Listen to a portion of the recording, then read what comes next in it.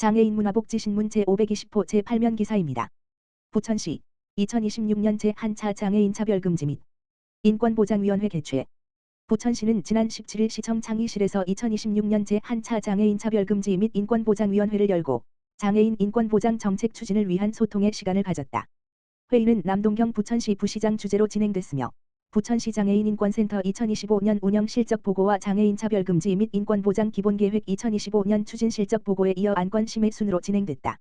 위원회에서는 제1차 부천시 장애인 차별금지 및 인권보장 기본계획 2025 물결표 사인 2029에 따라 올해 추진할 세대 분야 23개 중점 과제와 추진 방향에 대해 논의했다. 아울러 장애인 시설 인권 실태조사, 장애인 거주시설 인권지킴이단 운영, 부천시 교통약자 이동지원센터 운영 등 장애인 인권과 관련한 주요 현안에 대해 의견을 나누고 개선 방안과 향후 추진 방향도 논의했다. 남동경 부천시 부시장은 장애로 인한 차이가 차별이 되지 않도록 장애인 인권 보장을 위한 정책을 지속적으로 추진하겠다며 장애인과 비장애인이 함께 어울려 살아가는 포용의 도시 부천을 만들기 위해 더욱 세심한 정책 추진이 필요하다고 말했다. 부천시는 위원회 심의 결과를 바탕으로 장애인 인권 보장 정책의 실행력을 높이고 장애인 인권이 보장되는 포용의 도시 조성을 위해 관련 사업을 지속적으로 추진할 계획이다. 시흥형 어르신 장애인 건강주치의 사업 3월 본격 운영. 시흥시 시장 임병택은 어르신과 장애인의 만성질환 자가관리 능력 향상을 위해 시흥형 어르신 장애인 건강주치의 사업을 3월부터 본격 운영하고 있다. 이번 사업은 3월부터 11월까지 경로당과 복지관 등 관내 78곳을 대상으로 총 156회에 걸쳐 진행되며 65세 이상 어르신과 장애인 이용자를 중심으로 운영된다. 특히 시흥시 의사회 및 한의사회 소속 의사 한의사로 구성된 전문 강사진이 직접 현장을 찾아가 건강교육과 개인별 맞춤 상담을 제공하는 방식으로 추진된다. 이를 통해 의료 접근성이 낮은 취약계층의 건강관리 사각지대를 해소하고 일상 속 자가 건강관리 역량을 높이는 데 중점을 두고 있다. 어르신 대상 프로그램은 경로당 70곳과 은계 100곳 행복건강센터 2곳, 복지관 3곳에서 운영되며 어지럼증과 관절 통증 관리 등 노년기 주요 건강 문제를 중심으로 교육이 이루어진다.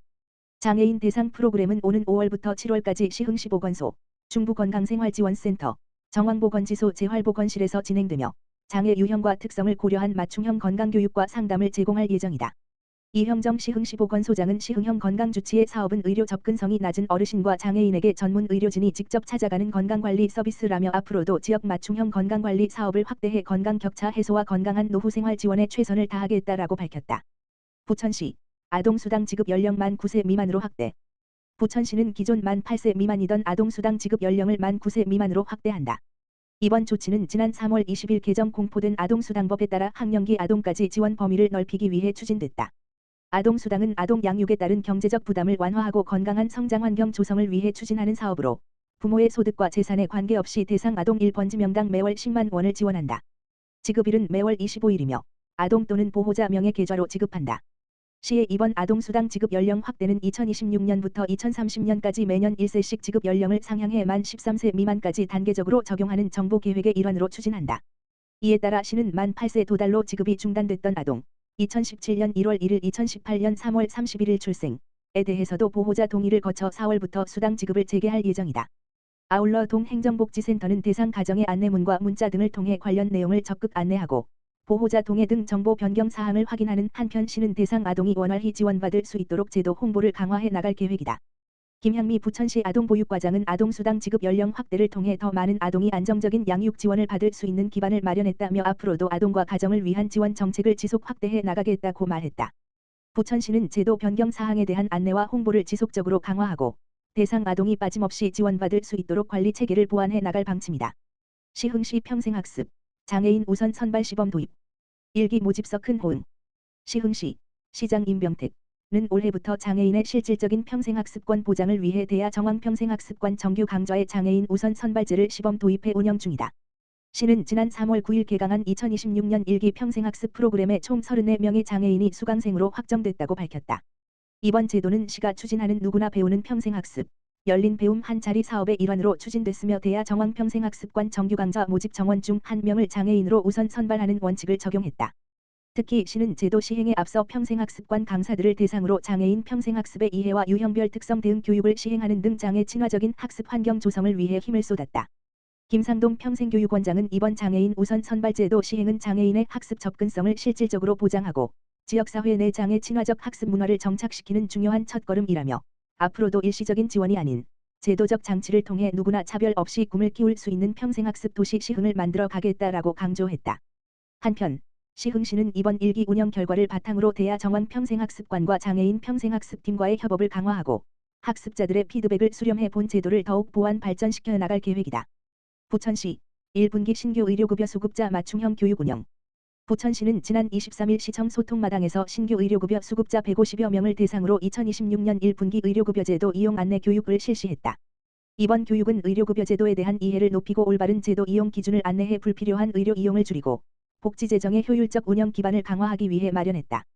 교육은 원미구 의료급여관리사가 내부 강사로 참여해 2026년 의료급여제도 주요 변경 사항, 의료급여기관 이용 절차, 진료비 본인 부담금 및 건강생활 유지비 지원제도, 약물 오남용에 따른 중복 투약 관리 방법 등을 중심으로 안내했다.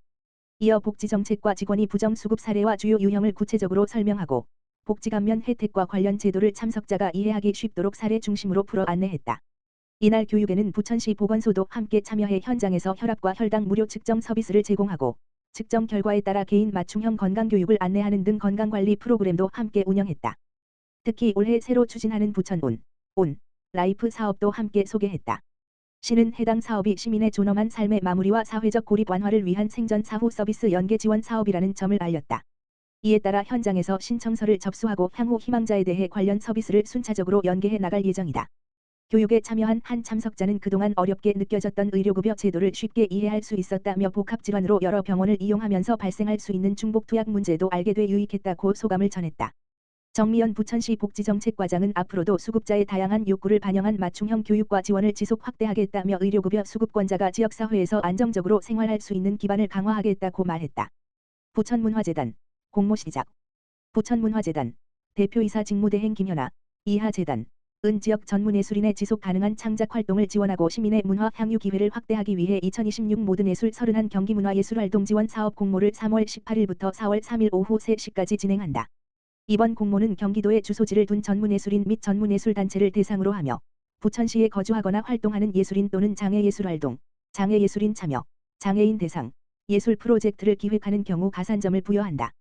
지원 분야는 공연, 시각 등 기초예술 전 분야로 총 11개 프로젝트를 선정해 각 900만 원의 창작 지원금을 정액으로 지급한다. 재단은 이번 사업을 통해 지역 예술인의 창작 기반을 강화하고 지역 공동체와 연계된 예술 프로젝트의 확산을 도모하여 시민이 일상에서 다양한 예술을 경험할 수 있는 환경을 조성할 계획이다. 올해는 기존 심의 과정에서 지원금 규모를 조정하던 방식을 개선해 정액 지원제를 도입했다. 이를 통해 예술인의 예산 계획 수립 부담을 완화하고 창작 활동에 더 전념할 수 있는 환경을 마련하고자 한다. 지원 신청은 지정된 서류를 전자우편으로 제출한 뒤 온라인 신청 확인서를 작성하면 된다. 접수 마감 후 심사를 거쳐 4월 중 최종 선정 결과를 발표할 예정이다.